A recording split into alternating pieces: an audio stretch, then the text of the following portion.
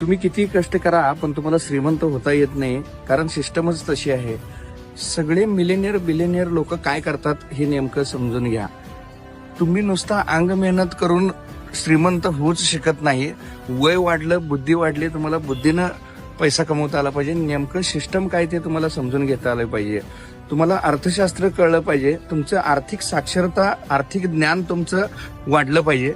सगळे जे Millionaire billionaire लोक आहेत हे तुमचा वेळ विकत घेऊन ते श्रीमंत होतात आणि तुम्ही मात्र फक्त अंग मेहनत करत राहता.